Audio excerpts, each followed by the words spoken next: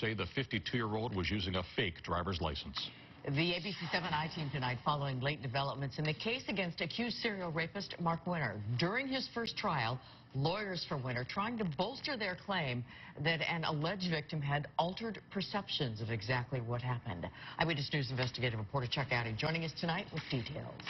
Kathy, most sexual assault cases are never reported to police, and of those that are, less than 20% are actually prosecuted, according to law enforcement data.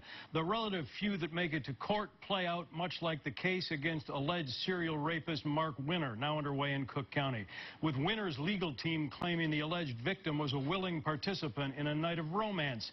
They suggest her accusation of sexual assault was generated by cocaine and alcohol. Mark Winter outside his West Loop tanning salon, where authorities say he raped a former employee in July 2009, a woman known during the trial as JB. Today on the witness stand, a Chicago police officer who first encountered the alleged sexual assault victim, questioned by Cook County prosecutor Mary Boland. JB was very distressed, crying, and very upset. Did JB say anything to you at the time? Yes, ma'am. What did she say? She said I was raped. Okay. And did she name who sexually assaulted her? Yes, she did. And what was that name? It's Winter, Mark. Before meeting up with Winter and coming here to his salon and condo, the alleged victim had been drinking with friends, and prosecutors say Winter had provided her with cocaine.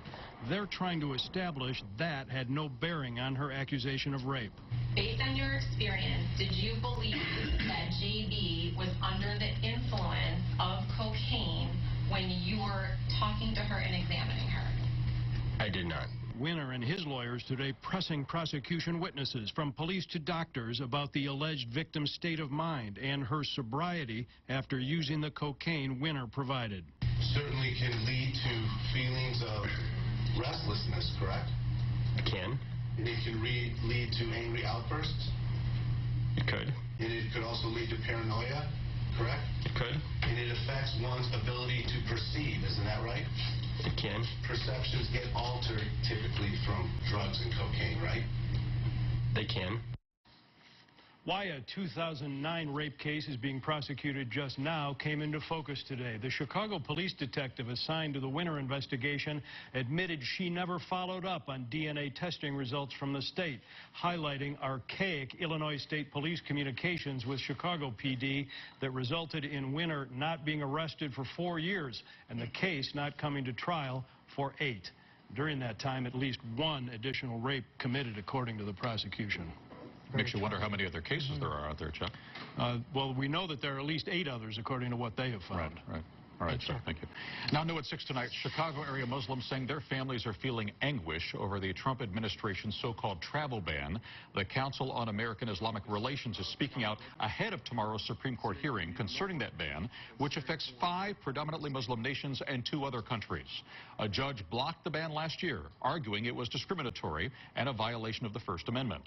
These policies are not only unconstitutional in our view and un-American, but they have real impact on communities. The Trump administration says the travel measure is aimed at improving national security. Parts of our area in the 60s today, but we're all going to have to get ready for those temperatures to drop. We're going to take a look at what it looks like right now in suburban Geneva. Beautiful day out there. Meteorologist Larry Mowry getting a quick look at that ABC7 AccuWeather forecast.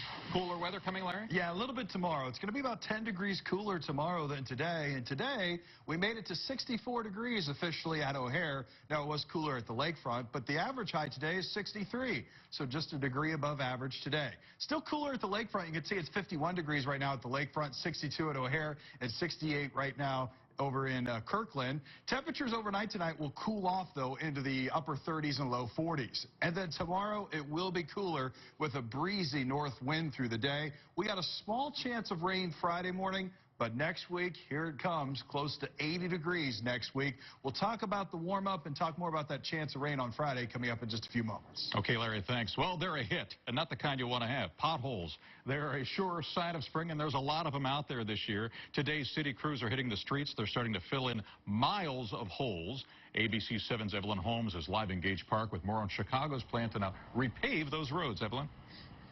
No doubt about it. Big plans to repave those roads, make it easier for folks to get around. Now, we are here along Western Boulevard. Matter of fact, 2 lanes heading northbound here between roughly 45th down to